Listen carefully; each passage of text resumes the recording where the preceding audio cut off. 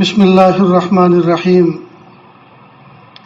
الحمد للہ وکفی وسلام علی عبادہ الذین اصطفی اما بعد اعوذ باللہ من الشیطان الرجیم بسم اللہ الرحمن الرحیم وذکر فإن الذکرى تنفع المؤمنین سبحان ربک رب العزة عما یصفون وسلام علی المرسلین والحمد للہ رب العالمین اللهم صل على سيدنا محمد وعلى آل سيدنا محمد وبارك وسلم اللهم صل على سيدنا محمد وعلى آل سيدنا محمد وبارك وسلم اللهم صل على سيدنا محمد وعلى آل سيدنا محمد وبارك وسلم۔ اللہ رب العزت نے ہمیں اپنی قدرت کاملہ سے پیدا فرمایا۔ اللہ تعالیٰ چاہتے یہ ہیں کہ بندے اس طرح سے زندگی گزاریں جس طرح اللہ پاک نے زندگی گزارنے کا حکم دیا، اور اس راستے پر نہ چلیں، اس راستے پر نہ جائیں جس راستے پر جانے سے اللہ نے منع کیا۔ اگر ہم اللہ تعالیٰ کی اطاعت کر کے بات مان کر زندگی گزاریں گے تو دنیا میں بھی کامیاب ہوں گے اور آخرت میں بھی کامیاب ہوں گے، اور اگر اللہ تعالیٰ کی نہ مان کر زندگی گزاریں گے تو دنیا میں بھی نقصان اٹھائیں گے اور آخرت میں بھی نقصان اٹھائیں گے۔ اب یہ مرتب زندگی ہم کس طرح سے گزاریں، اللہ تعالیٰ کے حکموں کے مطابق ہم زندگی کس طرح سے گزاریں، اللہ ہم سے راضی ہو جائیں، اس کی ابتدا کہاں سے کریں؟ تو دیکھو، قرآن پاک کے مطالعے سے اور قرآن پاک میں غور و خوض کرنے سے اور پیارے محبوب صلی اللہ علیہ وسلم کی احادیث مبارکہ کی تلاوت کرنے اور پڑھنے سے پتہ چلتا ہے کہ انسان اپنے اصلاح کی ابتدا اپنی ذات سے کرے۔ قوا انفسکم واہلیکم نارا، انسان اپنی اصلاح کی ابتدا اپنی ذات سے کرے۔ کب تک دوسروں کو دیکھتے رہیں گے، کب تک کڑتے رہیں گے، جھنجھلاتے رہیں گے، جلتے رہیں گے، دوسروں کی نااہلی کو دیکھ کر، دوسروں کی بدعملی کو دیکھ کر، دوسروں کی بے راہ روی کو دیکھ کر انسان کو چاہیے کہ وہ اپنی خبر لے۔ مثال کے طور پر یہ 400-500 کا جو مجمع بیٹھا ہوا ہے، اگر یہ افراد ہر ایک بندہ اپنی اصلاح کی فکر کرے تو یہ افراد سارے کے سارے منجھے منجھائے ہو جائیں گے کہ نہیں؟ اور اگر یہ اپنی اصلاح نہ کرے، ہر ایک دوسرے پر تنقید کرے، ہر ایک دوسرے پر تبصرہ کرے، ہر ایک دوسرے کی جاسوسی کرے، تو بجائے معاشرہ سدھرنے کے اور معاشرے میں بگاڑ پیدا ہوگا، انتشار پیدا ہوگا، نفرتیں پیدا ہوں گی۔ اللہ پاک نے ہر انسان کے اندر جو ذاتی طور پر خوبیاں رکھی ہیں تو آدمی ان سے تو فائدہ نہیں اٹھائے گا، البتہ ایک چیز سے نفرت کر کے ایک دوسرے سے متنفر ہو جائے گا، ایک دوسرے سے متنفر ہو جائے گا۔ اور اسلام میں اس کی گنجائش نہیں ہے کہ ہم کسی کو برا سمجھیں۔ جب کسی کی برائی ہمارے اوپر کھلے، کسی کی برائی ہم پر واضح ہو، ہمیں چاہیے کہ یہ بندہ جو برائی میرے سامنے اس کی بائی چانس کھل گئی ہے، اس کے اندر صرف ایک ہی تو کمی ہے، میرے اندر تو نہ جانے کتنی ہے، اور یہ ایک کمی بھی کوئی دائمی نہیں ہے۔ ابھی اس کے بعد فوراً ہی اللہ کی تو متوجہ ہو کر توبہ کرے گا، رجوع کرے گا، تو اللہ تعالیٰ اس بات پر قادر ہیں کہ اس کی سیئات کو حسنات سے مبدل فرما دیں، اس کے گناہ کو اللہ نیکی سے تبدیل کر دیں، تو اس کے تو گناہ نیکی سے تبدیل ہو جائیں گے، لیکن تو نے جو اس کو بری نظر سے دیکھا، اس کو کس صابن سے دھوئے گا؟ تو ہم جب اس نظر کو لے کر، جب اس احساس کو لے کر اٹھیں گے اور چلیں گے تو پھر ہمیں کوئی برا نظر نہیں آئے گا، ہم پھر خود ہی برے ہوں گے۔ تو پوری کوشش اس بات کی کرے کہ آدمی دوسرے کے عیوب پر نظر نہ کرے، بلکہ اپنے ذنوب پر اور اپنے عیوب پر نظر کرے، اپنے ذنوب اور اپنے عیوب پر۔ میں نے جو گناہ کر رکھے ہیں، ہائے ان کا کیا ہوگا، ان کی کس طرح سے میں توبہ کروں، کس طرح سے اس کی تلافی کروں، کیسے اپنے رب کو مناؤں۔ تو معاشرے کی اگر اصلاح ہم چاہتے ہیں، اور ہم یہ چاہتے ہیں کہ ہمارے گھر سنور جائیں، ہمارے خاندان سنور جائیں، ہماری بستی سنور جائیں، ہمارے قبیلے سدھر جائیں، ہمارے محلے سنور جائیں، اگر ہم یہ چاہتے ہیں، ہم اس کا ایک فرد ہیں، ہم خاندان کا بھی ایک فرد ہیں، قبیلے کا بھی ایک فرد ہیں، گھر کا بھی ایک فرد ہیں، محلے کا بھی ایک فرد ہیں، بستی کا بھی ایک فرد ہیں. اگر ہم من حیث الفرد اگر اپنی ذات پر محنت کرنا شروع کریں گے اور اپنے کو بنانا اور سنوارنا شروع کریں گے تو انشاءاللہ معاشرہ سنور جائے گا، قبیلہ سنور جائے گا. ہر بندہ اگر اپنی اپنی فکر کرے، اپنی اپنی فکر کرے. عام طور پر حجاج کرام کے قافلے جاتے ہیں، عمرے والوں کے قافلے جاتے ہیں، ہر آدمی ادھر سے تو لبیک لبیک لبیک، ادھر سے میرا بیگ میرا بیگ، یہاں سے لبیک ادھر سے بیگ، اس کی آواز لگتی ہے. بس میرا بیگ کدھر ہے، میرا کدھر؟ وہ کہتا میرا بیگ نہیں مجھے ملتا، تیرا کہاں دے؟ بیگ کا لفظ اتنا کثرت سے زبان پر آتا ہے، اتنا لبیک بھی نہیں. تو ہم اپنے ساتھیوں سے ایک بات عرض کرتے ہیں بھی دیکھو، ہر آدمی اپنے سامان کی فکر کرے، ہر آدمی اپنے سامان کی، اپنے عدد یاد رکھے، اپنے سامان کا تصور کرے، بھائی میرے عدد کتنے ہیں جی، کیا رنگ ہے اس کا، اس کی فکر کرے. ہر آدمی جو اپنے اپنے سامان کی فکر کرے گا کسی کا بچے گا نہیں، سب اپنا اپنا اٹھ جائے گا، منزل پہ پہنچ جائے گا. اور ہر آدمی اگر اپنے سے بے فکر ہو جائے گا اور دوسرا ہے کہ تو نے یار میرا بیگ نہیں دیکھا، بھائی میں اپنے بیگ کو دیکھوں تمہارے بیگ کو دیکھوں.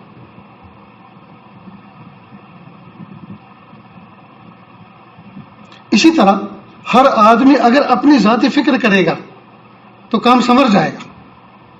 اور ہر آدمی اپنے کو چھوڑ کر بس اگر منہ اٹھا کے سب کو دیکھتا رہے گا، یار وہ آیا تو خانقاہ میں، دیکھو نا کس طرح کھا رہا ہے، اس کے چال کے ٹھکانے نہیں، اس کے بیٹھنے کے ٹھکانے نہیں، کیسے گھوم رہا ہے، کیسا غافل ہے. پھر وہ کسی اور کی طرف اشارہ کر کے اگر اس کو تو دیکھو، اس کا مطلب یہ کہ یہ سب کو دیکھ رہے ہیں، اپنے کو نہیں دیکھ رہے، یا ان کو یہ پتہ نہیں ان کو بھی کوئی دیکھ رہا ہے اور وہ ان کا رب ہے. تو بگاڑ کہاں سے ہو رہا ہے؟ جب یہ آنکھیں دوسروں کو دیکھتی ہیں. اور سدھار کہاں سے شروع ہوگا؟ جب ہم اپنے آپ کو دیکھنا شروع کریں گے. یہاں سے ابتدا ہوگی سدھار کی. تو دوستو بہت دیکھ لیا دوسروں کو، بہت تنقید کر لی، تبصرے کر لیے دوسروں پر، بہت حقیر سمجھا دوسروں کو. ہم کب اپنے آپ کو گنہگار سمجھیں گے؟ کب اپنے آپ کو ناقص سمجھیں گے؟ کب اپنے آپ کو جی سنوارنے والا سمجھیں گے؟ سنوارنے کے لیے اپنی ضرورت کو محسوس کریں گے.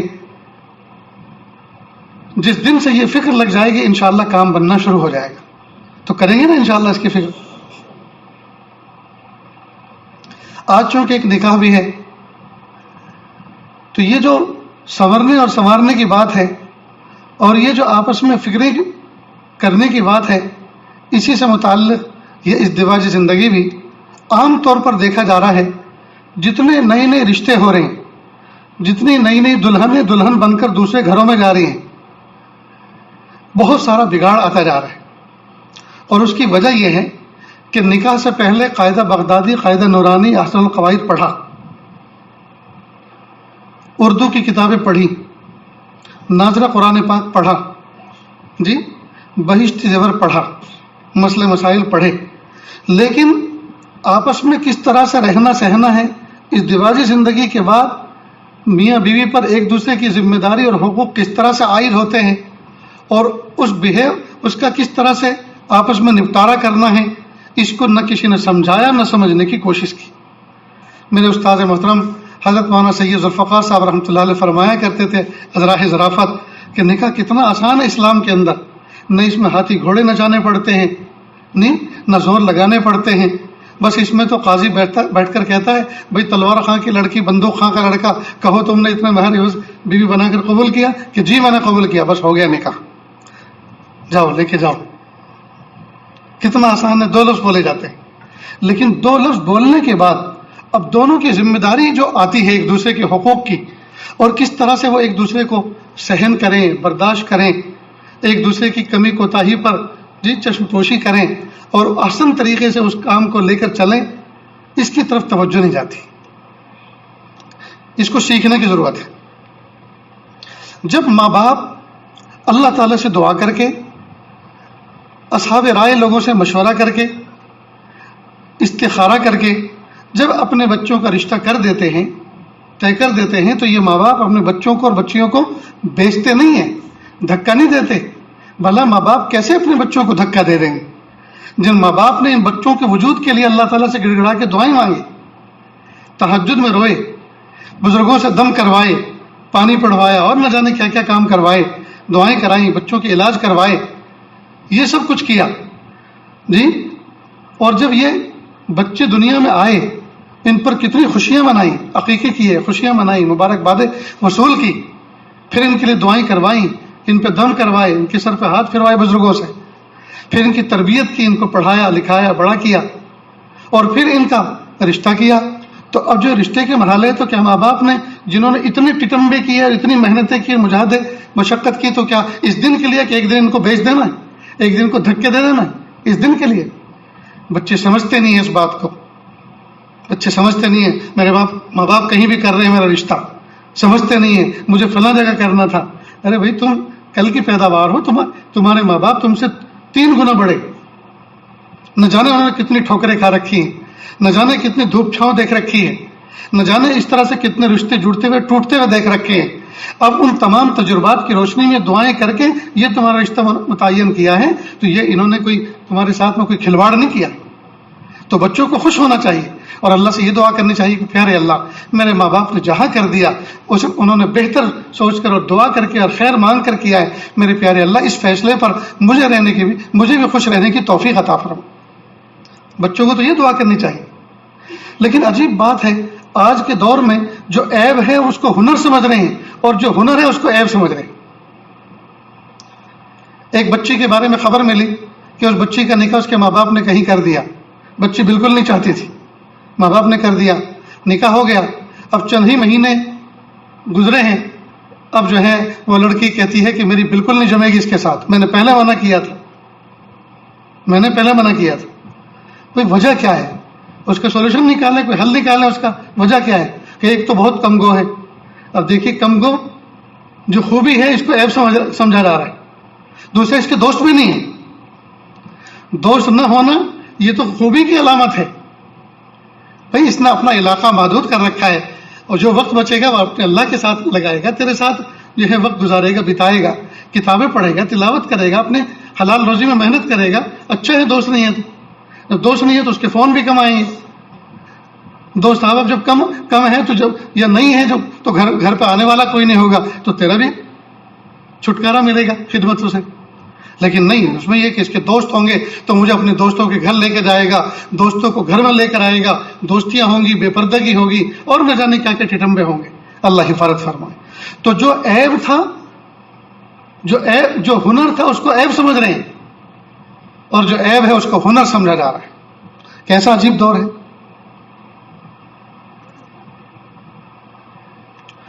تو جب ماں باپ کسی رشتے کو کوئی بچیوں کا طے کر دیں، اس پر دونوں کو اللہ تعالیٰ سے خوش اظہار کرنا چاہیے، تشکر کے جذبات دکھانے چاہیے، اور اللہ کے سامنے کہیں میرے پیارے اللہ، ماں باپ نے رشتے کر دے ہیں لیکن ابھی ہمیں مناسبت نہیں ہے، میرے پیارے اللہ مناسبت پیدا کرنا بھی تو آپ کا کام ہے، اللہ جی عافیت کے ساتھ مناسبت پیدا فرما دیجیے۔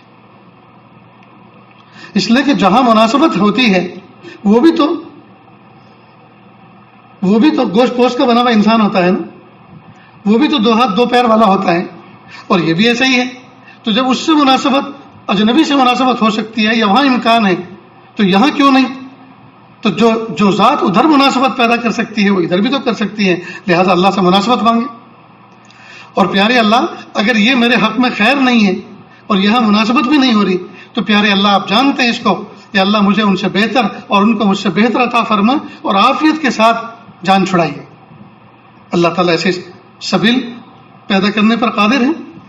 چنانچہ نکاح سے پہلے ہی بہت سارے ایسے حالات ہو جاتے ہیں کہ بھائی جو رشتہ ہم نے ہوا تھا، ہم نے آپس میں متعین کیا تھا، اس میں بظاہر خیر نظر نہیں آ رہی ہے، اللہ سے ہم دعا کرتے ہیں اللہ تعالیٰ آپ کے بچے کے لیے اچھا انتظام فرمائے، اور آپ ہمارے لیے دعا فرمائیں کہ اللہ ہماری بچے کے لیے بھی کوئی انتظام فرمائے۔ ختم بات۔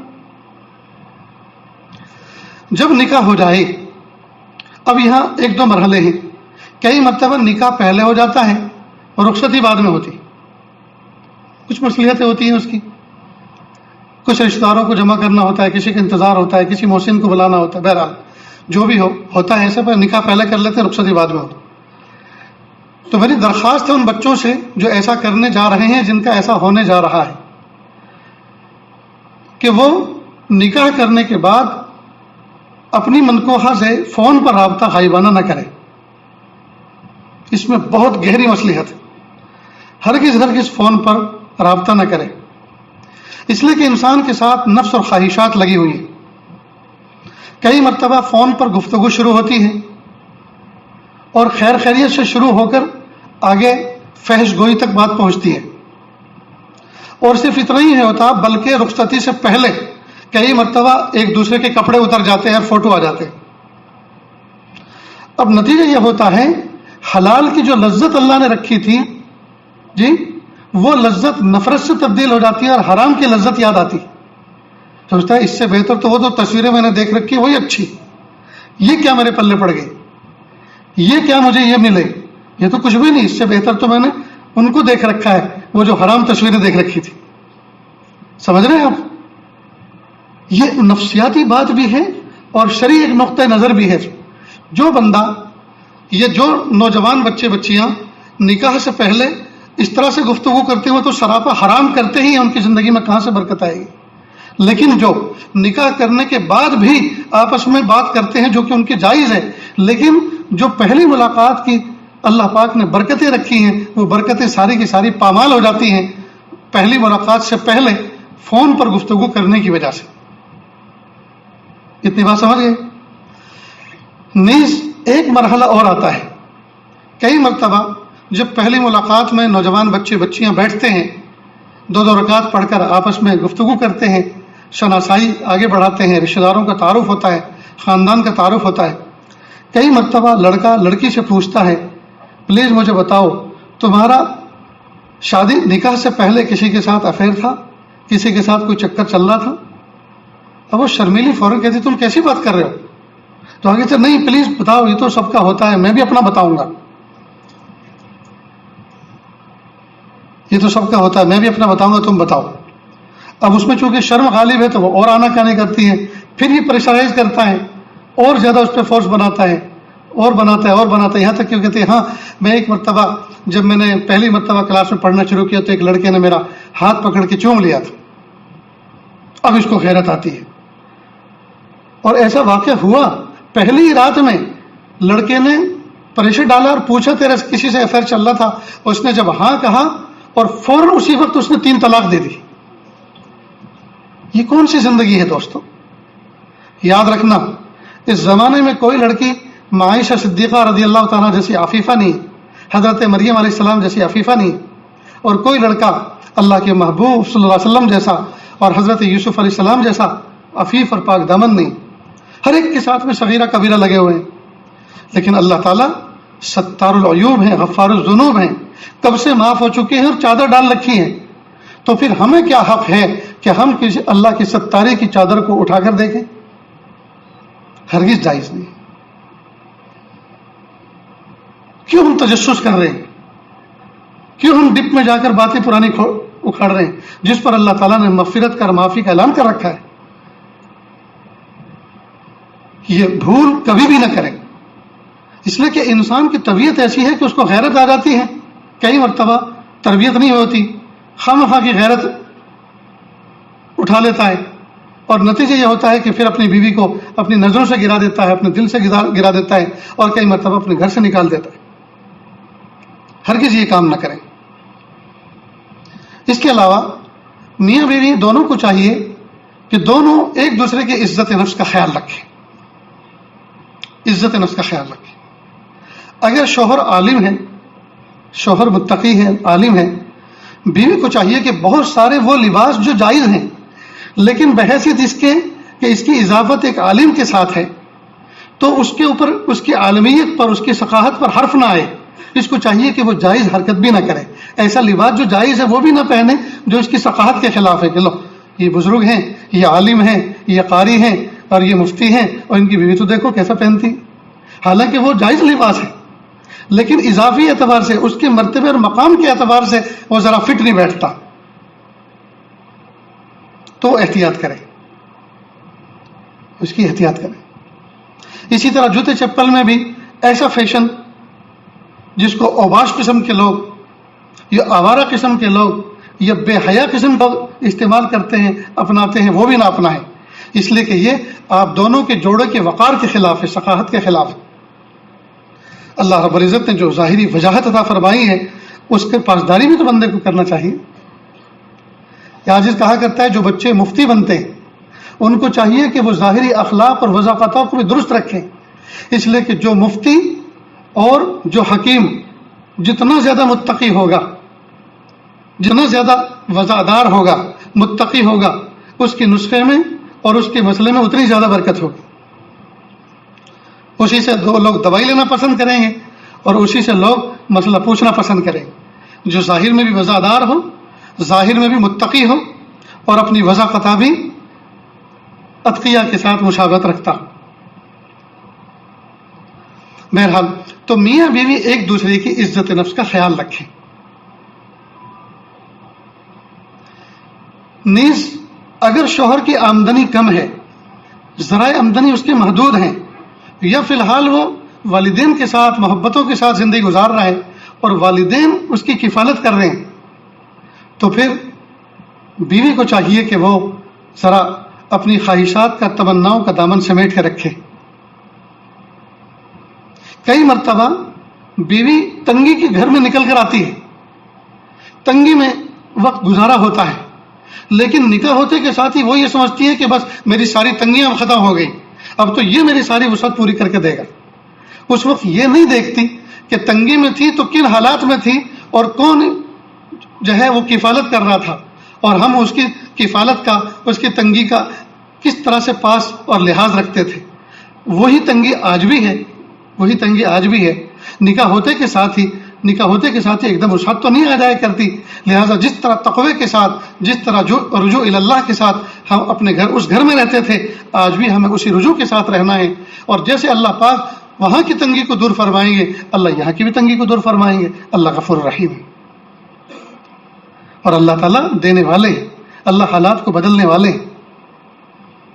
لیکن کئی مرتبہ دیکھا یہ گیا ہے، یہ میں کسی کو پرٹیکولر پن آؤٹ کر کے کہنی، ذہن میں کوئی تصور کر کے کسی واقعے کو یا کسی گھرانے کو یہ بات نہیں کہہ رہا، عام طور پر چونکہ بچے آتے ہیں لمبے لمبے روکے لکھ کر، داستان درد و غم لکھ کر لاتے ہیں، اور اس میں موجود ہوتا ہے یہ سب حالات کہ حضرت ہماری بیوی جو ایسے غریب گھرانے سے تعلق رکھتی ہے، لیکن آتے کے ساتھ ہی اس کے نقش نین بدل گئے، شادی بیاہ میں کچھ ہدیے تحفے دوست احباب میں دیے تھے، اب اس کو سمجھ رہی ہے کہ یہ میری ملکیت تھی، میں نے اس کو لا کے دیے، اور آئندہ میں اس سے وہ ایسی توقع رکھ رہی ہے، حالانکہ میری تنخواہ، میری آمدنی بالکل اس کی اجازت نہیں دے رہی۔ تو اس کا مطلب ان لڑکیوں کے اندر کم فہمی ہے، یہ معاملے کو سمجھ نہیں رہی، یہ اپنی ذات کی پرستش کر رہی ہیں، یہ اپنی تن کی پوجا کر رہی ہیں، یہ آئینے میں اپنے حسن کو دیکھ کر اپنے حسن کی شکار ہو چکی ہیں، اس کی اسیر ہو چکی ہیں، یہ حسن پرستی کے دھوکے میں آ گئی، اپنا چہرہ ان کو خود اچھا لگنے لگا ہے، اپنا پہناوا خود اچھا لگنے لگا ہے، اب اس اچھائی کو ہمیشہ باقی رکھنے کے لیے شوہروں پر پریشر بن، ایسا لا کر دو، آئل ایکس پہ سے یہ لا کے دو، یہ کریم لا کے دو، وہ فلاں جو یوز کر رہی ہے وہ لا کے دو۔ لہٰذا آج کل کی لڑکیاں کریم اپنی چھپا چھپا کے رکھتی ہیں، بتاتی نہیں، پتہ نہیں آپ کو یہ راز معلوم ہے کہ نہیں۔ وہ سوچتی ہے معاشرے میں بس میں ہی گوری رہوں، میں ہی بن سفر کے رہوں، یہ راز کسی کو اور کو پتہ نہ چلے۔ اور سنا ہے کہ وہ اتنی ہوشیار ہوتی ہیں جانے والی، وہ کہتی ذرا اپنے ہاتھ سے چائے بنا کے لاؤ نا۔ اب جب وہ اپنے ہاتھ سے چائے بنا رہتی اتنی دیر میں تو اس کے پورے کمرے کی تلاشی لے لی جاتی، ڈریسنگ ٹیبل کھنگال لیا جاتا ہے، تکیے کے نیچے دیکھ لیا جاتا ہے، کہاں کیا چیزیں رکھی ہے، سب کے فوٹو کھینچ جاتے ہیں۔ وہ سمجھتے ہیں کہ ہاں یہ راز ہے اس کی گورا چٹا رہنے کا۔ لا حول ولا قوت الا باللہ۔ دوستو اگر کریموں سے خوبصورت ہوا کرتے تو یہ جتنے بھی حبشہ کے اندر رہنے والے اور افریقہ کے اندر رہنے والے کالے، ان میں سے ایک بھی کالا نہ رہتا، سب گورے چٹے ہو جاتے۔ کتنی بری بات ہے دوست۔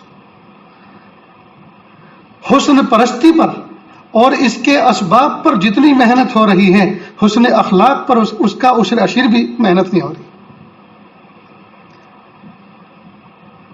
چہرہ اگر خوبصورت بنانا ہو تو خوبصورت چہرہ میک اپ کرنے سے نہیں ہوتا جی، قرآن پاک کی تلاوت سے خوبصورت ہوتا ہے، ذکر و اذکار سے خوبصورت ہوتا ہے، آنکھیں خوبصورت وہ نہیں ہوا کرتی جس میں کاجل اور سرما لگا ہوا ہو، بلکہ جس میں حیا کا سرما پڑا ہوا ہو وہ آنکھیں خوبصورت لگتی ہیں۔ قد اونچا وہ نہیں ہوا کرتا جو اونچی ہل والی سینڈل پہننے سے ہوتا ہے، بلکہ حسن اخلاق، بلند اخلاق کو اپنانے سے قد اونچا ہوا کرتا ہے۔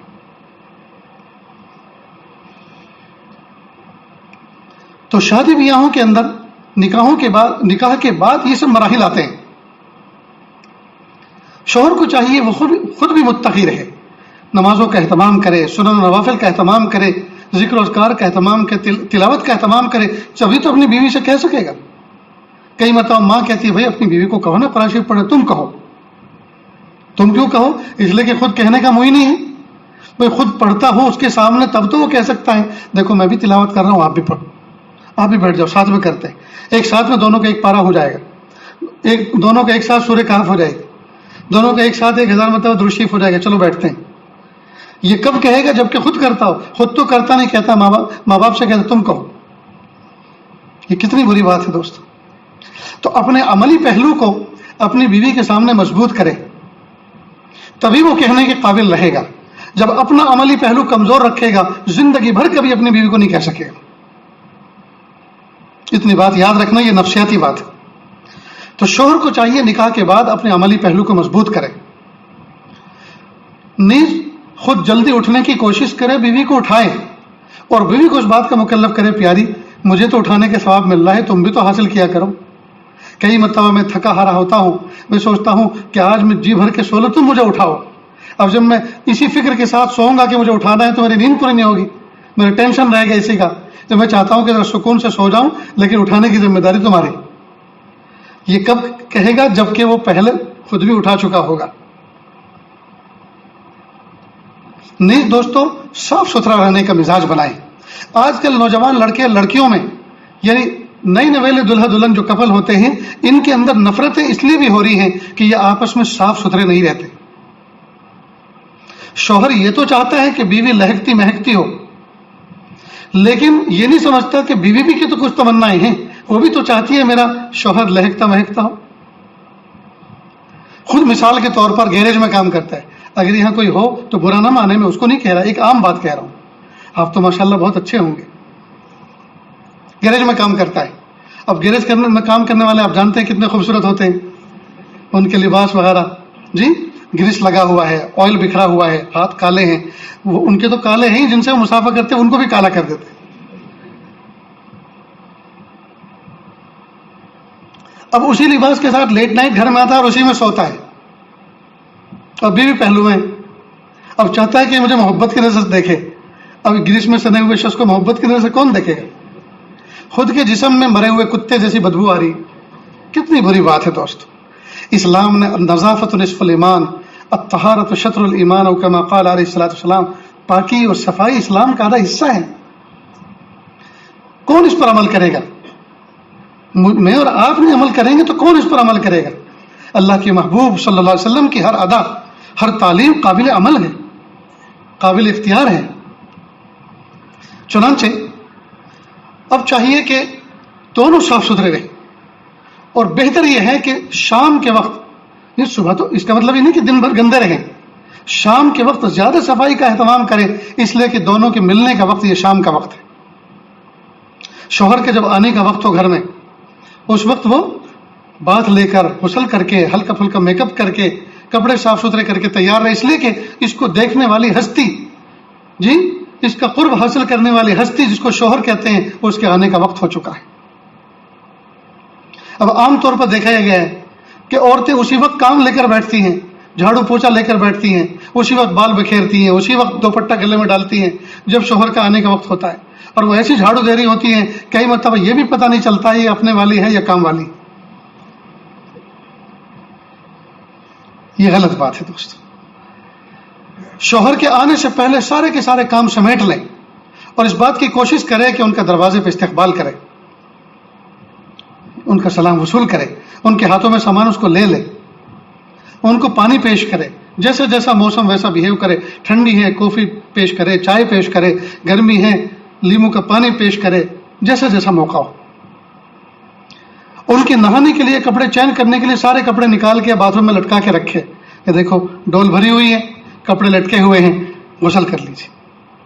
اب ظاہر ہے کہ جیسے غسل کر کے آئے، شام کا کھانے کا وقت ہے، ناشتے کا فوراً تیار، جو بیوی اس طرح سے اپنے شوہر کو ڈیل کرے گی اور لے کر چلے گی، شوہر کا دماغ خراب ہے کہ وہ کسی اور کے ساتھ افیئر کرے۔ تو اس بیہیو میں دونوں کی طرف سے کمی کوتاہی ہوتی ہے، شوہر بھی بہت اس میں کوتا واقع ہوتا ہے اور بیوی بھی بہت کوتا واقع ہوتی ہے۔ عام طور پر شوہر اچھے کپڑے پہنے گا سب کچھ، لیکن جوتے چپل جو رندے ہوئے ہیں، انہیں سب پر جنہوں نے پیر رکھ رکھے ہیں، وہ الٹے پڑے ہوئے ہیں، وہ سیدھا کرے گا اور پہن کے چل پڑے گا۔ حالانکہ جو آدمی دیکھتا ہے، اور آدمی سلیقہ دیکھتا ہے کسی کا، تو ٹوپی سے لے کر چپل تک دیکھتا ہے کہ یہ کیا، وہ اپنی نظروں کی زاویے میں ساری کی ساری چیزوں کو رکھتا ہے۔ ایک مرتبہ میں کسی کے گھر گیا، اس کی بیوی نے اس کو تانا دیا کہ تو نے اپنے شیخ کو نہیں دیکھا، اپنے استاد کو نہیں دیکھا، دیکھو ان کے چپل کیسے ہیں، ان کے جوتے کیسے ہیں، اور کئی مرتبہ اٹھا کے پھینک دیا اس نے، لیکن وہ لایا اٹھا کر سیڑھی لگا کے دوسری چھت پر، اور اس کو بزرگی سمجھتے ہیں، اس کو کمال سمجھتے ہیں کہ چپل چل تو رہے ہیں، تو چپل پہننے کی ضرورت ہے، ایسے بھی تو چلتے ہیں، چلنے تو پھر، یہ بھی تو ایک سلیقہ ہے۔ نیز بیوی کو یہ بھی چاہیے کہ شوہر کا دل جیتنے کے لیے ان کے گھر کے باہر نکلنے سے پہلے شو ریک کے اندر اگر اس کے جوتے رکھے ہو تو ان کو پالش کر دے، ان کو صاف کر دے کہ میرے شوہر جائیں گے صاف ستھرے جوتے چپل پہن کر جائیں۔ جی کوئی آدمی یہ کہنے والا، انہی سب چیزوں میں کئی مرتبہ بیوی کا اندازہ لگا لیتے ہیں لوگ کہ گھر میں بیوی ہے یا ٹی وی ہے، یعنی صرف دیکھنے کی ہے، ٹی وی تو دیکھنے کا ہوتا ہے نا، صرف دیکھنے کی ہے یا اس کے کچھ اثرات بھی متعدی ہوتے ہیں کہ نہیں۔ دوستو الحمدللہ ہفتے عشرے کے اندر ہمارے گھر میں سارے جوتے چپل دھلتے ہیں، دھوئے جاتے ہیں، اور کئی مرتبہ ہم نے لوگوں کے دروازوں پہ دیکھا کہ گھر میں ہوتے ہیں 3 فرد، ایک شوہر، ایک بیوی، ایک بیٹا، یہ 4 فرد، 2 بچے اور 2 میاں بیوی، لیکن باہر درجن جوتے جو ہوتے ہیں وہ کئی درجن ہوتے ہیں، اور شاید ہر سال کا ماڈل ہوتا ہے، نہ کسی کو دینے کی توفیق، نہ پھینکنے کی توفیق، اور نہ صاف کرنے کی توفیق۔ کتنی بری بات ہے دوست، کتنی بری بات، اللہ کی نعمت کو کیسے اٹکا کے روک کے رکھا ہے۔ اس لیے اس کا خاص اہتمام کریں۔ تو بیوی کو چاہیے کہ شوہر اگر باہر نکل رہا ہے تو جو شوہر صاف ستھرے، جس نے کبھی اپنی زندگی میں اپنے جوتے پہ چپل صاف نہیں کیے اور بیوی اس کو صاف کر کے دے تو اس کی اس بات کی قدر تو ہوگی نا۔ جب بھی کبھی جوتے کی طرف نظر جائے گی تو احساس تو ہوگی نا کہ بیوی نے صاف کر کے دیے تھے، دیکھو پھر خراب ہو گیا، میں ان کو سنبھال نہ سکا۔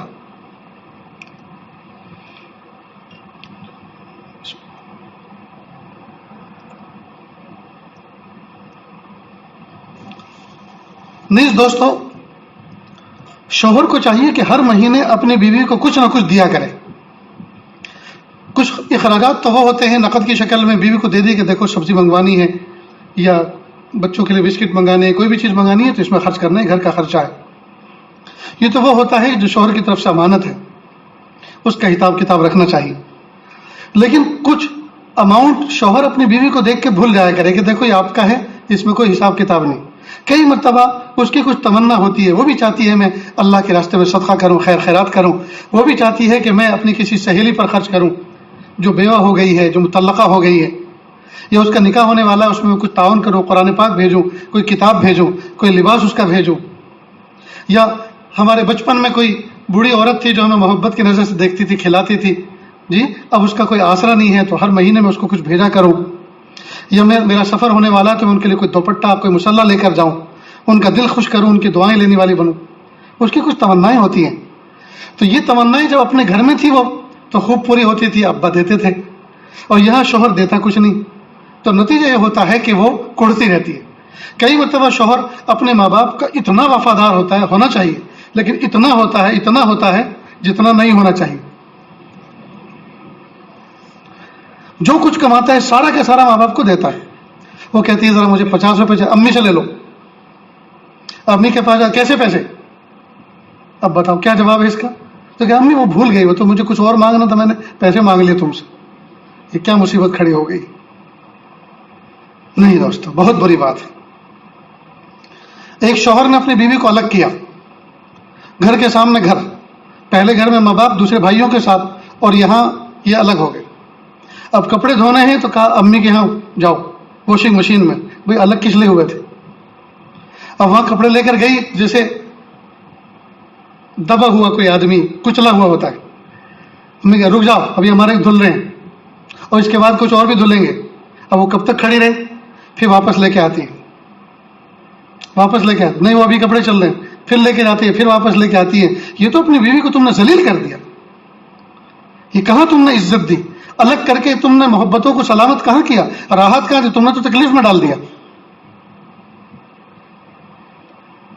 دودھ آتا ہے مشترک، آتا ہے اماں کے گھر میں، اب اس کو بچے کو پلانا ہے یا خود پینا ہے تو لے کر آئے وہاں سے. اب وہ 1 کپ دیتی ہے، آدھا کپ دیتی ہے، وہ اس کے اوپر موقوف ہے. یہ کیا الگ کیا تم نے؟ اس کو کس نے الگ کرنا کہتے ہیں؟ اس سے محبتیں سلامت رہیں گی، اس سے دلوں کو سکون ملے گا یا اور تکلیف ہوگی؟ کیا ہی بہتر ہوتا ہے کہ ایسا سونے کے لیے وہاں جایا کرتے رہتے. یہی عقل ماری گئی ہے دوست، غلط بات ہے. تو میاں بیوی کے اندر توافق ہونا چاہیے، ان تمام باتوں میں پوری کی پوری رعایت ہو کہ عورت کو ہم ذلیل نہ کریں، بیوی کو ذلیل نہ کریں، اس کو مکمل فریڈم دیں. شریعت نے جو اس کو حق دیا ہے اس پورا پورا حق دیں، اس کی عزت نفس کا خیال رکھیں. اور نیز وہ چونکہ آئی ہے ایسے گھر سے جہاں حیثیت اس کی بیٹی کی تھی، وہاں پیار تھا، محبت تھا، اور کام کا بوجھ نہیں تھا. یہاں آئی ہے تو یہاں حقوق کی ذمہ داری ہے، یہاں ازدواجی زندگی کے حقوق کی ذمہ داری ہے. لہٰذا ناتجربے کاری ہے، بہت سی نادانیاں ساتھ میں ہیں. تو یہاں شوہر بھی کہ دیکھو امی جان جو کہیں اس کو برا مت ماننا، اس کو سمجھنا.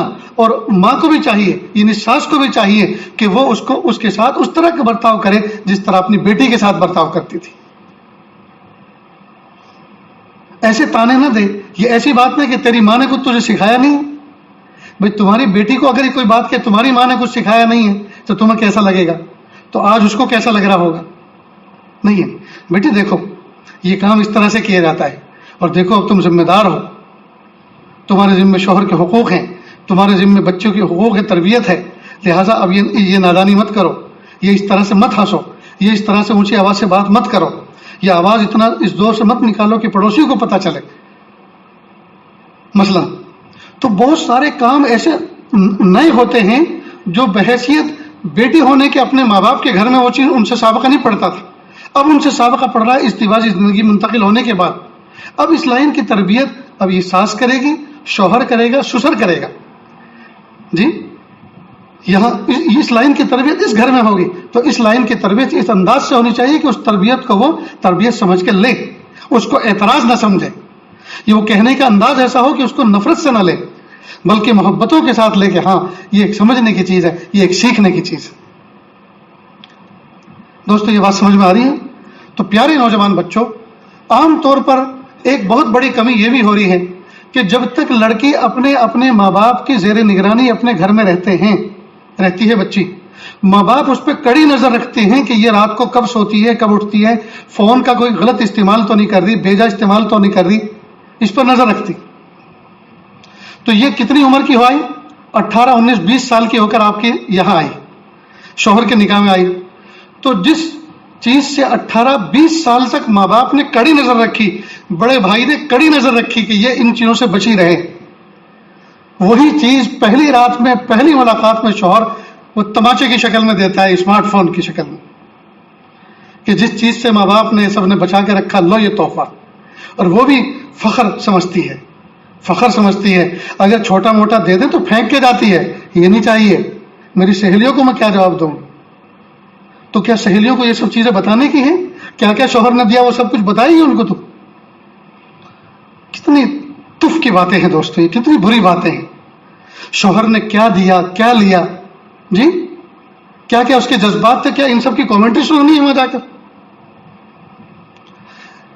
ایک شوہر کرانہ کی دکان تھی، عام طور پر دانے چنے اور یہ چاکلیٹ وغیرہ جو بیچتے ہیں گاؤں کے کناروں پر ہوتی ہیں، اچھی خاصی چلتی تھی، اسکول کے باہر تھی کہیں، اچھی خاصی چلتی تھی، لائن لگی رہتی تھی، اور وہ خوش تھا. لیکن بیوی نے کہا کہ نہیں، اگر تم اس کو بند نہیں کرو گے تو میں نہیں آؤں گی. تو اس سے پوچھا گیا کہ کیوں ایسا تم کہہ رہی ہو، کیوں منع کر؟ کہا میں اپنی سہیلیوں کو کہتی ہوں تو بہت برا لگتا ہے کہ وہ کرانہ کی دکان پر ایسے بیٹھتا ہے. ارے مت کہنا اپنی سہیلیوں کو یہ بات کہ وہ کرانہ کی دکان پر بیٹھتا ہے، وہ کوئی دیکھنے آنے والی. یہ کہنا ملٹری میں جرنیل ہے، گولی چلاتا ہے. لا حول ولا قوت الا باللہ. سہیلیوں کے ذہن میں اپنا اسٹیٹس اونچا بنانے کے لیے، اپنے شوہر کو اونچا دکھانے کے لیے اچھی خاصی چلتی ہوئی دکان اس کی بند کروا دی. یہ کتنی بری بات ہے. سہیلیاں پوچھے کیا کرتے ہیں؟ اللہ اللہ کرتے ہیں جی، میرا دل خوش کرتے ہیں، اور الحمدللہ آسمان کی چھت کے نیچے شاید ہی مجھ سے کوئی بہتر ہو، یہ کرتے ہیں. اور کیا چاہیے؟ کام کیا کرتے؟ تمہیں اس سے کیا مطلب؟ کیا کام کرتے ہیں؟ حلال کھاتے ہیں، حلال کھلاتے ہیں، اور کیا کرتے ہیں؟ کوئی ضروری ہے ہر بات کا جواب دینا؟ ہر بات کی تفصیل کرنا کوئی ضروری ہے؟ تو یہ کتنی کم فہمی کی بات ہے. تو لڑکیاں کہتی ہیں کہ ہماری سہیلیاں پوچھیں گی. اس کا مطلب یہ کہ جو چیز تمہارے ماں باپ نے تمہیں نہیں دی، ماں باپ نے جس تربیت کے بگڑنے کے خطرے سے جس چیز سے تمہیں دور رکھا تو وہ اچھی چیز تھی نا، اس سے دور رکھنا اچھی چیز تھی نا. اب آپ نکاح کے بعد 2-4 دن اپنے شوہر کے ساتھ رہ کر اب اپنے گھر پر جا رہی ہیں تو یہی بری چیز لے کر جانے کی تمنا کر رہی کہ میں یہ جہنمی تحفہ لے کر آئی ہوں اور ہر وقت یوٹیوب پہ بیٹھی رہتی ہوں. میرا شوہر بس آتا ہے اور یہ کہتا ہے کہ بس یہ فون دیکھو، اور فون پہ کچھ چیزیں بھیجتا ہے اور میں اس کو بھیجتی ہوں. جو ہے 15-20 سال جن چیزوں سے بچ کر رہی وہ 2-4 دن میں ان تمام سے عبور حاصل ہو گیا. یوٹیوب بھی دیکھ لا اور گوگل بھی دیکھ لیا اور انسٹاگرام بھی انسٹال کر لیا اور فیس بک بھی انسٹال کر لیا اور واٹس ایپ بھی انسٹال کر لیا اور نہ جانے کتنے اجنبیوں سے دوستی ہو گئی، تعلقات ہو گئے. لا حول ولا قوت الا باللہ. کس دیوار سے سر ٹکرائیں، کس دیوار سے سر ٹکرائیں اور کس انداز سے سمجھنے اور سمجھانے کی کوشش کریں. دوستو بالکل اب تو قوت برداشت جواب دیتی جا رہی ہے. لڑکیاں بالکل سمجھنے کے لیے تیار نہیں، اور یہ نوجوان لڑکے بالکل نہیں سمجھنے کے لیے تیار. یہ بھی تو کہہ سکتے ہیں میرا فون ہے، ماں باپ سے تو بات کرنی ہے. اور ہاں اچھی طرح سے یہ باتیں نہ جانے انٹرنیٹ کے ذریعے سے کہاں کہاں تک دنیا سن رہی ہو. لڑکیاں جن کا نکاح ہوتا ہے اپنے گھر سے فون لے کر ہرگز نہ جائیں اپنے سسرال میں، اس لیے کہ جب یہ فون لے کر آ رہی ہیں تو اس کا مطلب ان تمام تعلقات کے ساتھ آ رہی ہیں جو نکاح سے پہلے تعلقات جڑے ہوئے تھے، چاہے وہ سہیلیوں سے تھے چاہے سہیلوں سے تھے. شوہر کے ذہن میں فوراً یہ بات کھٹکتی ہے، او ہو یہ اکیلی نہیں آئی، یہ تو اپنے ساتھ میں نہ جانے کتنے وبال لے کر آئی. اس لیے کہ ان سب کے ساتھ میں بھی چیٹنگ کرے گی، ان کے ساتھ میں جو ہے پوری بریفنگ دے گی نکاح کے بعد کیا ہو رہا ہے، کیا کھا رہی ہوں، کیا کھلایا جا رہا ہے، کیا پہنے بیٹھی ہوں اور کیا پہنایا جانے والا ہے. ہر چیز کے فوٹو شیئر ہوں گے. اس سے شوہر کے دل پر انتہائی برا اثر پڑتا ہے.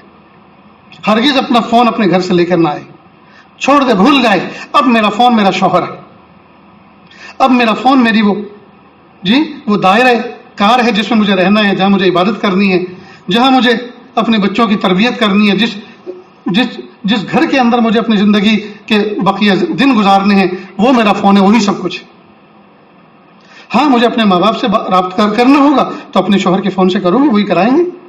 جو بیوی، جو عورت اپنے شوہر کے فون سے اپنے ماں باپ سے بات کرتی ہے، شوہر کے دل میں بھی اعتماد رہتا ہے، کانفیڈنس رہتا ہے، اور وہ شوہر کبھی بھی اس پر شک کی نظر سے نہیں دیکھتا. لیکن جو عورت 500 200 400 کانٹیکٹ لسٹ رکھتی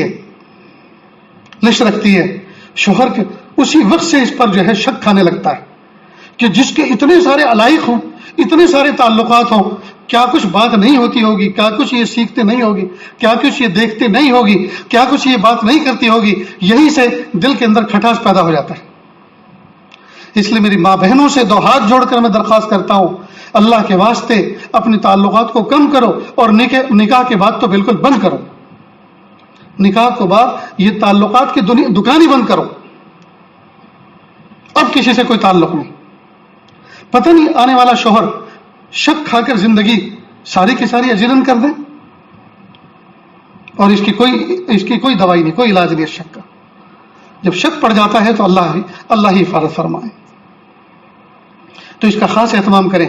تو فون کا ناجائز استعمال نہ کریں، فون کا بیجا استعمال نہ کریں، فون کے اندر وابستگی نہ کریں. جو کچھ دیکھنا ہے، کھانا پکانا سیکھنا ہے، شوہر کے ساتھ بیٹھو، مجھے کچھ دکھاؤ، کوئی چینل آتے ہیں اس طرح کے، ان کو دکھاؤ کہ کھانا بنانا کیسا ہوتا ہے، اور کہ آپ بھی دیکھو، اس لیے کہ میں بھی سیکھوں گی، تم بھی سیکھو، صرف مجھے ہی نہیں پکانا، کبھی کبھی تم بھی بنانا، محبتوں کا ماحول بھی بنے گا، وہ بھی سیکھے گا۔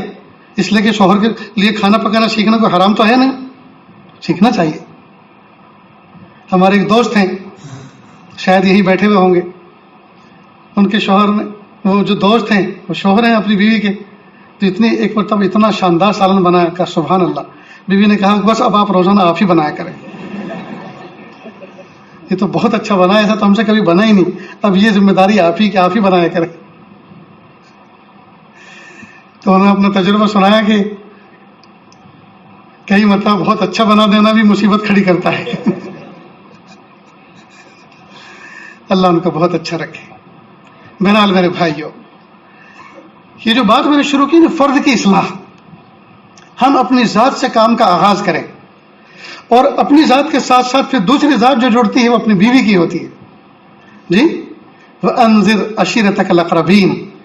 پھر اب جو ہے یہ متعدی ہوگی آپ کی اصلاح، آپ خود صالح ہوں گے، خود نیک ہوں گے، خود باعمل ہوں گے، خود پرہیزگار ہوں گے، خود متقی ہوں گے، خود پابند صوم و صلات ہوں گے، ہر چیز کا آپ کا ایک نظام ہوگا، آپ اسی نظام کے تحت اپنی بیوی کو بھی ڈھال سکیں گے۔ اور اگر آپ کا کوئی نظام الاوقات نہیں ہے تو یاد رکھنا اس کا بھی کوئی نظام الاوقات نہیں ہوگا۔ آپ کا سونے کا کوئی نظام نہیں ہوگا تو اس کا بھی اٹھنے کا کوئی نظام نہیں ہوگا۔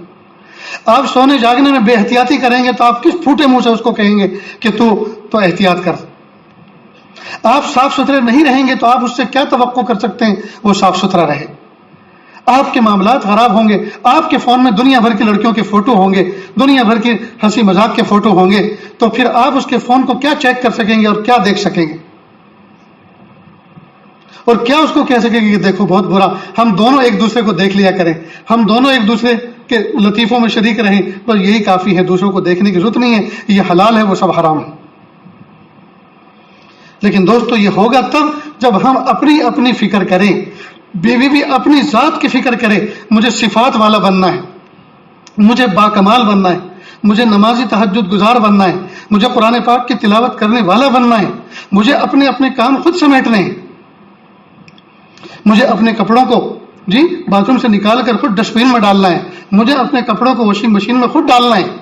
ہر آدمی اگر اپنا اپنے کام کی ذمہ داری لے لے تو دوستو یہ بھی ایک دوسرے کے ساتھ میں کتنا بڑا تعاون ہوتا ہے۔ ہر آدمی اپنی اپنی ذمہ داری کام کی اگر لے لے تو یہ بھی دوسرے کے ساتھ کتنا بڑا تعاون ہوتا ہے۔ جیسے کسی بزرگ نے فرمایا تھا کہ بھائی آپ مدارس کے ساتھ، مکاتب کے ساتھ، خانقاہوں کے ساتھ تعاون کریں، اپنا تعاون پیش کریں، اور سب سے بڑا تعاون یہ ہے کہ آپ مخالفت نہ کریں، آپ مخالفت نہ کریں۔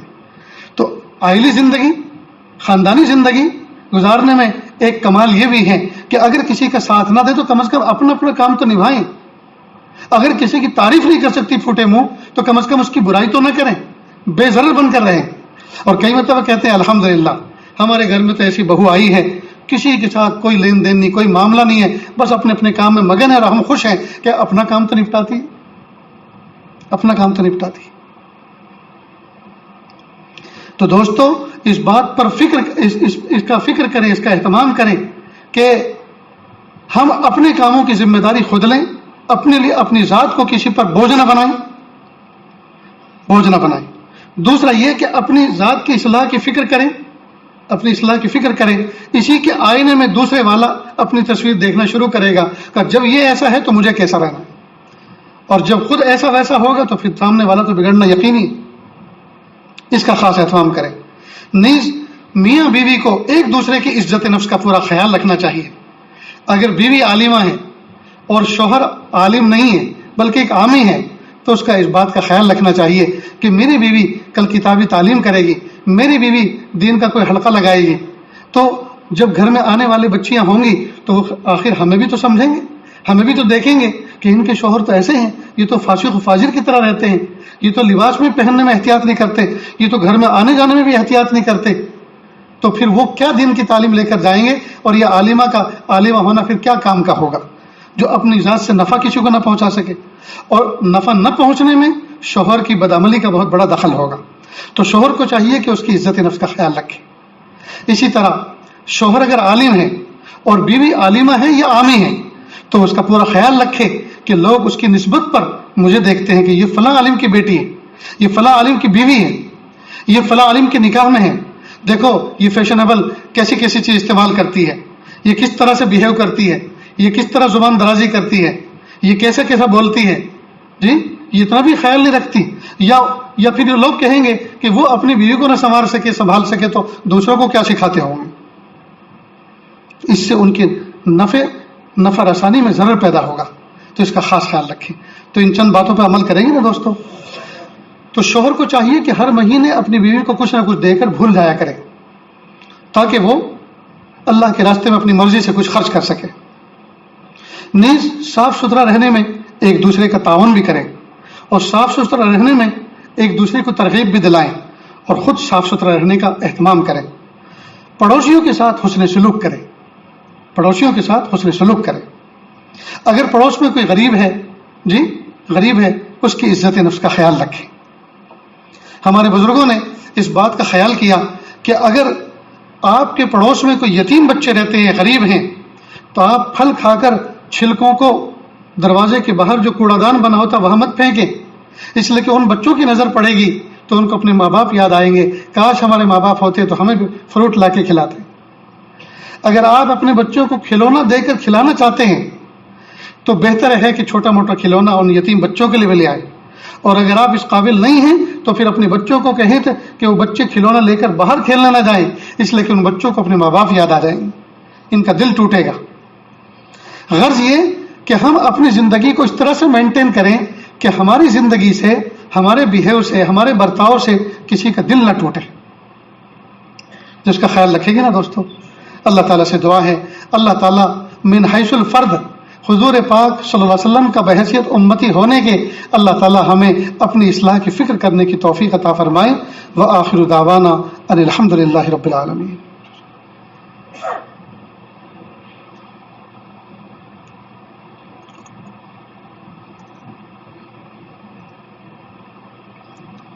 بھائی نکاح کرنے والے کہاں ہیں؟ یہ سب باتیں سن کر کہیں ارادہ ملتوی تو نہیں ہو گیا؟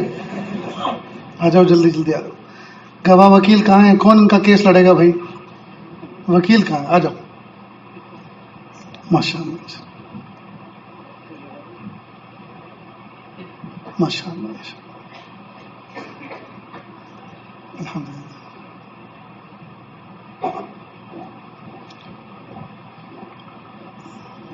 وکیل کون ہے؟ وکیل بن نکاح آپ ہیں، انہیں کی بیٹی بھی؟ اچھا وکیل بن نکاح بھی ہیں، بیٹی بھی. تو پھر کیا ہے؟ خطبہ پڑھیں. میں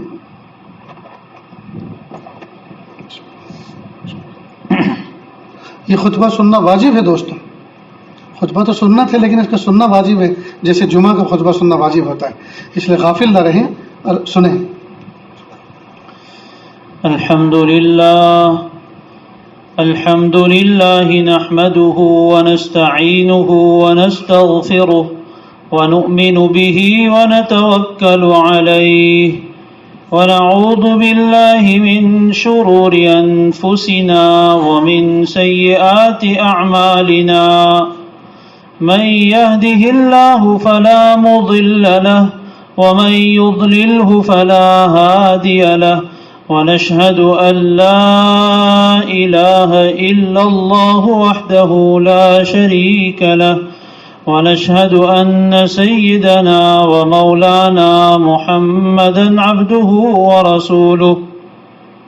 أما بعد فأعوذ بالله من الشيطان الرجيم. بسم الله الرحمن الرحيم.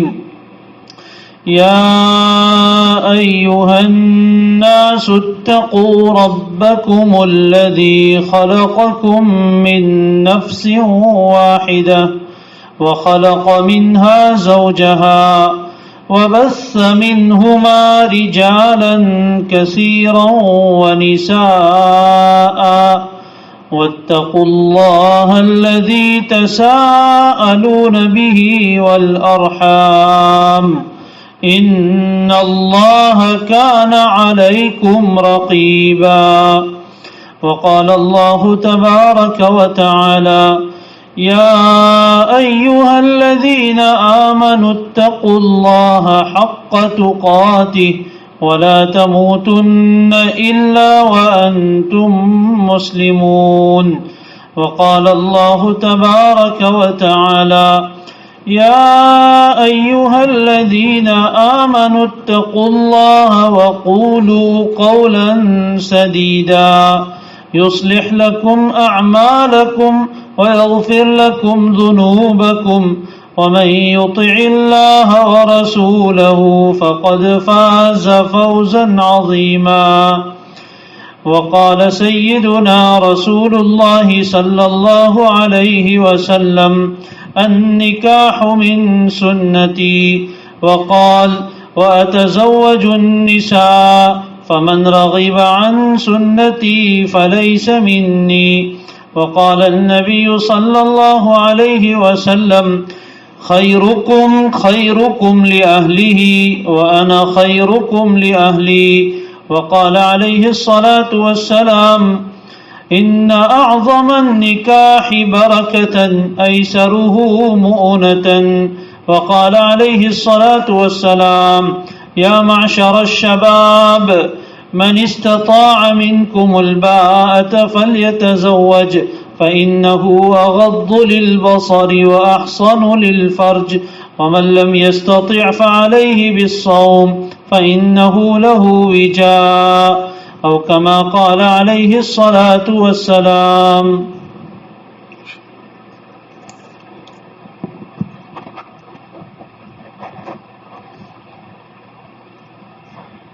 رخصتی کب ہے جی؟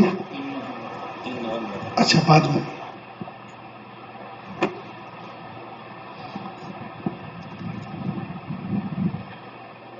محمد ارشد بن حافظ اسد خان فلاحی سلمہ وکیل بن نکاح نے صالحہ فردوس بنت سلیمان شاہ صاحب کی ذات کو بعوض مہر مقدار 25,000 روپے بوقت رخصتی کے عوض آپ کو زوجہ بنا کر آپ کے نکاح میں دیا. کیا آپ نے ان کو قبول کیا؟ جی میں نے قبول کیا. ماشاءاللہ بارک اللہ فیک. الحمدللہ اللہ کا لاکھ لاکھ شکر احسان ہے کہ نکاح وجود میں آیا.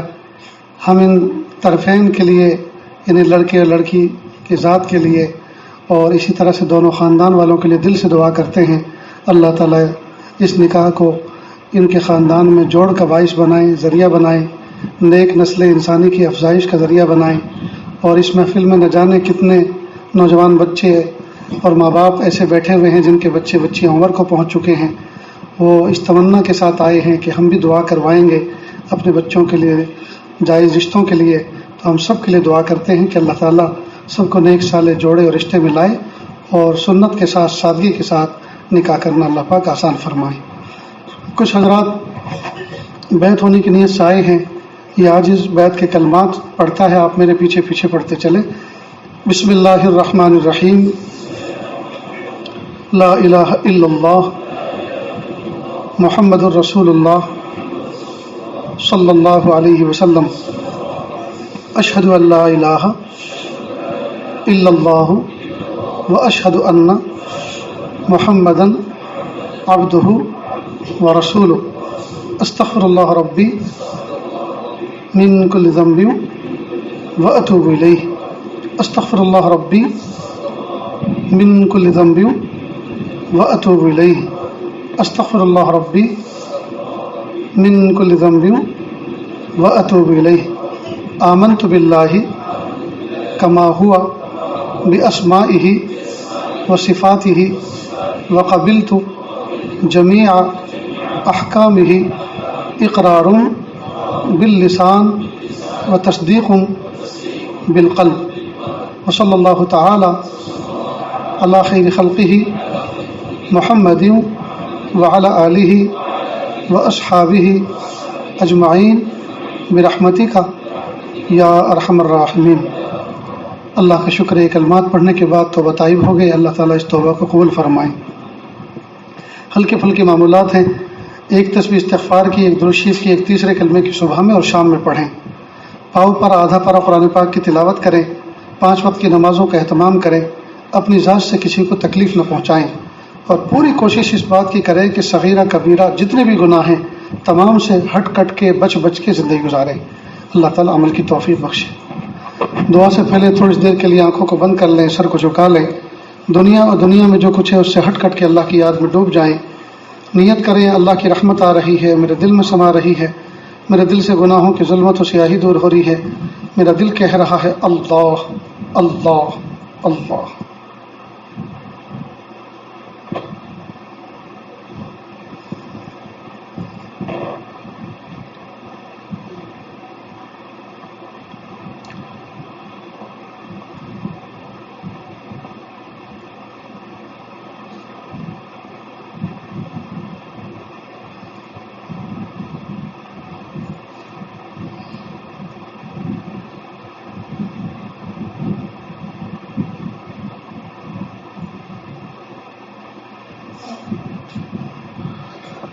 ہوا وہ ہرس والا دل بدل دے، میرا غفلت میں ڈوبا دل بدل دے۔ ہوا وہ ہرس والا دل بدل دے، میرا غفلت میں ڈوبا دل بدل دے۔ بدل دے دل کی دنیا دل بدل دے، بدل دے میرا رستہ دل بدل دے۔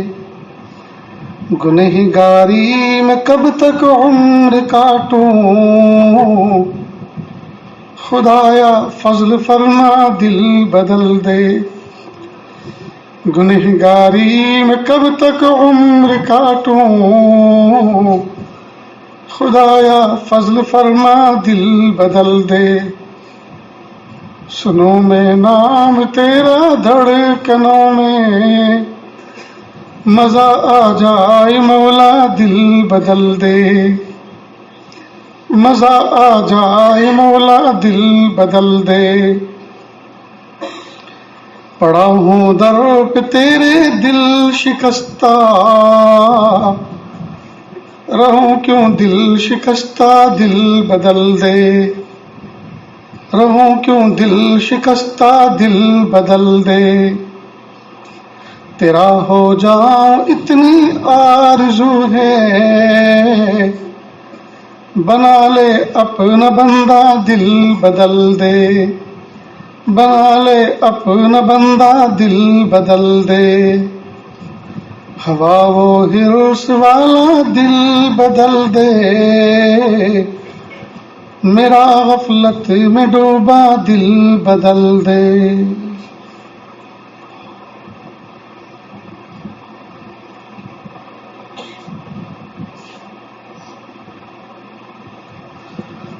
لا الہ الا اللہ سبحان الملک الاعلی الوہاب۔ ہاتھ اٹھا لیجیے، دعا کر لیں۔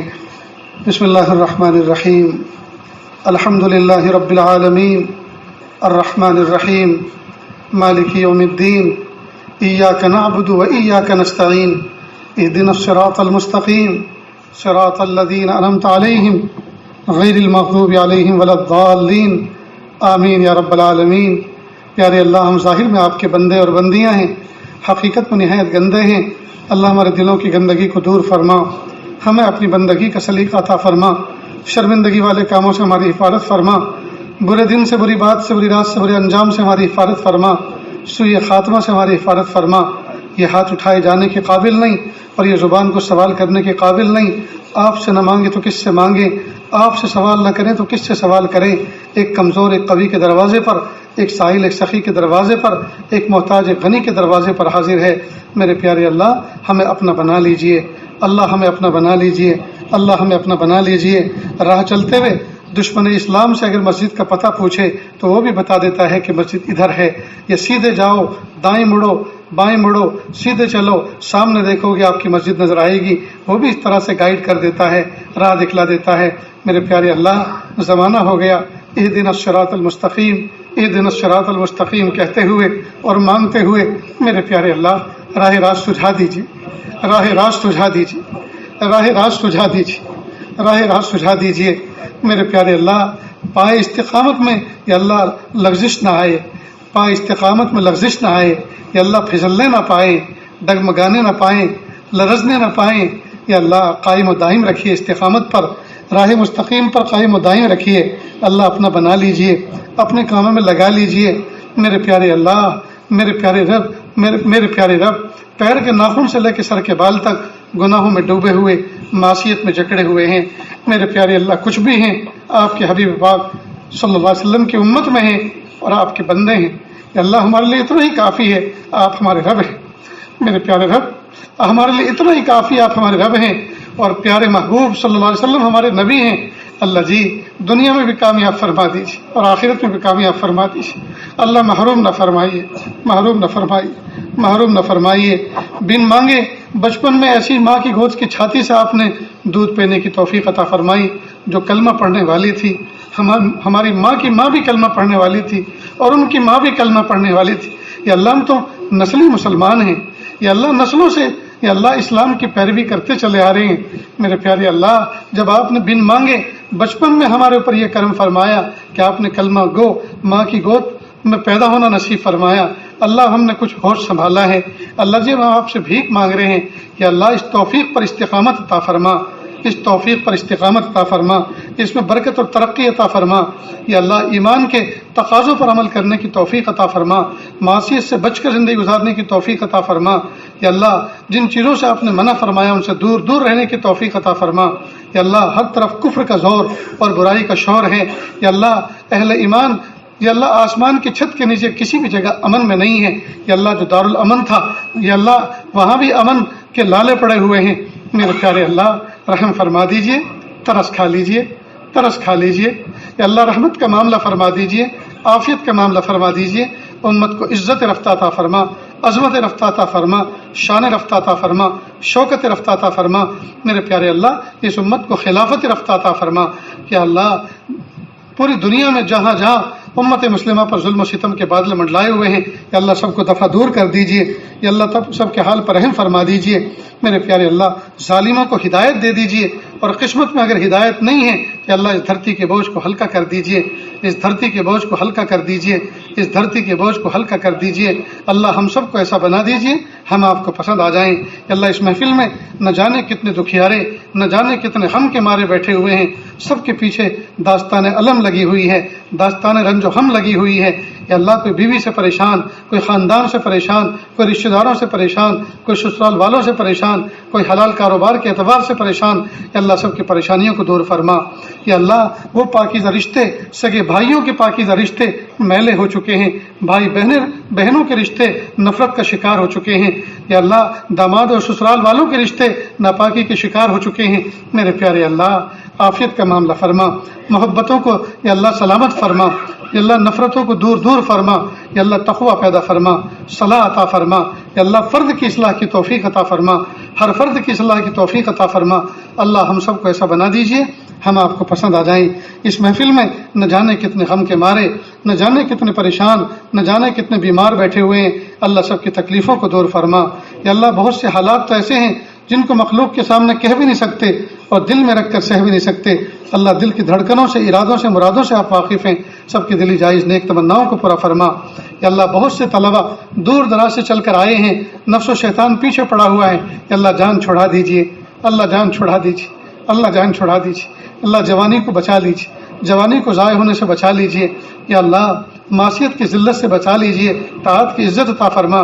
یا اللہ بہت سے بچے پڑھتے ہیں، بہت سی چیزیں یاد رہتی ہیں لیکن دیر تک یاد نہیں رہ پاتی، بھول جاتے ہیں، اللہ قوت حافظہ عطا فرما۔ یا اللہ بچوں کے امتحان ان کے سر پر ہیں، پیارے اللہ ہر بچہ اس بات کے لیے تو کہنے آ رہا ہے کہ دعا کرنا کہ امتحان میں اللہ کامیابی فرما دے، لیکن آج تک کوئی یہ کہنے کے لیے نہیں آیا کہ دنیا کے امتحان میں بھی کامیاب فرما اور اللہ آخرت کے امتحان میں بھی کامیاب فرما۔ ایسی دعا کر دیجئے۔ اللہ ہم اپنے لیے بھی اور دوسروں کے لیے بھی دعا کرتے ہیں، اللہ ہر دنیا کے ہر قسم کے امتحان میں کامیاب فرمائیے، اور میدان محشر میں جو امتحان ہوگا اللہ اس میں بھی کامیاب فرمائیے۔ میرے پیارے اللہ امتحان کے ناکامیوں سے محفوظ فرما۔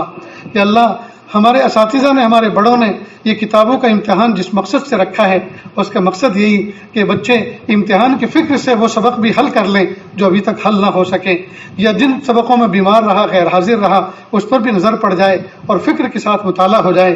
میرے پیارے اللہ، ان مقاصد کو سامنے رکھتے ہوئے کتاب کو اچھی طرح سے دیکھنے، یاد کرنے کی توفیق عطا فرما۔ میرے پیارے اللہ، جو مانگا عطا فرما، جو مانگنے سے رہ گیا وہ بھی عطا فرما۔ اللہ جی، مانگنا نہیں آتا، بن مانگے عطا فرما، مانگنے کا ڈھنگ و سلیقہ عطا فرما۔ وصلی اللہ تعالی علی خیر خلقہ محمد و آلہ و اصحابہ اجمعین برحمتک یا ارحم الراحمین۔